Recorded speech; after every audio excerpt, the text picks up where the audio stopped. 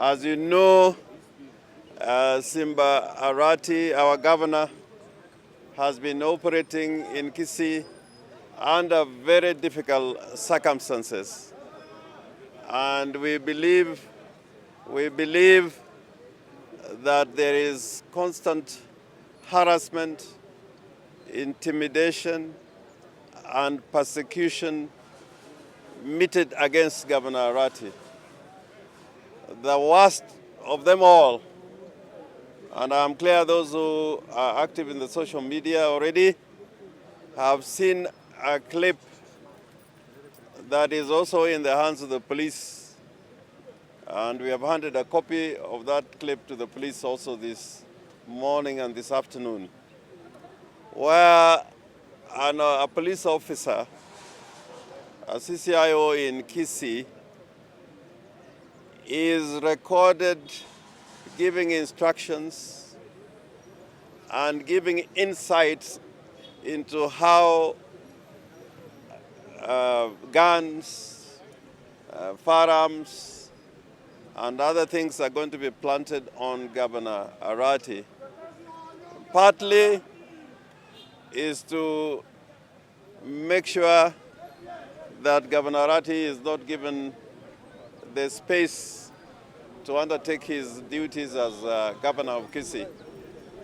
And secondly, it is a scheme to bring false charges, fabricated charges.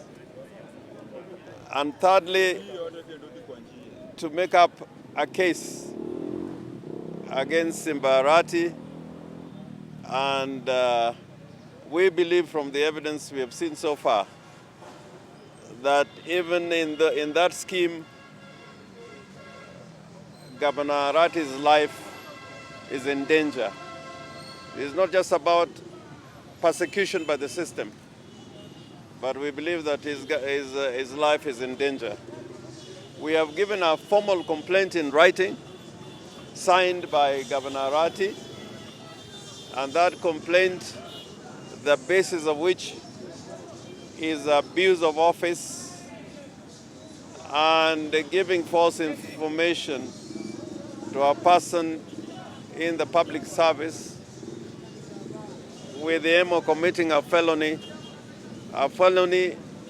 in which respect was going to be taken against Governor Arati. We are not sure that the police are going to undertake the assurance that they have given us, but they have told us, one, they are going to take action, and secondly, they are going to make a public statement assuring the public that they are going to take action on the basis of this report we have made today, and also giving assurance to the life and security of Simba Arati. That awaits to be seen. But what has been happening in Kisii, where institutions of the state and people serving in the current government mobilizing assets and resources against Governor Arati, that must really come to an end. And if it cannot come to an end through official action, I am sure that the people of Kisii, the people in Kenya as a whole, are not going to take it idly without making some interventions. And those interventions, we know what they could be.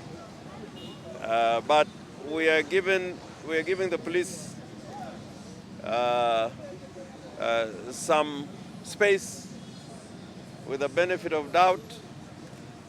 We are giving them space to show us, to demonstrate that steps are going to be taken to investigate into this matter and also provide Simba Arati with space in which there is security and which his life will not stand endangered in the usual operations of his work as a state officer. This is a unique complaint. Governor Arati has lodged a complaint with the DCI against the DCI. So we want to see the action that they take, because The alternative is to take the law into our own hands. But as counsel for Governor Arati, we have lodged the complaint. They've assured us there'll be some action, so we went to await that action. That these threats, they have cost Governor Arati, our client, and they have affected his ability to execute his functions as a governor, because he can no longer stay in a place that is hostile, and the hostility is being perpetuated by the persons who are supposed to protect him. What then we are saying is that he is no longer able to execute his functions as a governor domiciled in Kisii, because that is where the threat is. So these threats are affecting the ability of the governor to execute his functions. And we are not taking them rightly, as put by Senior Counsel Jimmy Orengo and Senior Counsel Atiende Omolo. We are waiting to see what the police will do, but we are not short of options.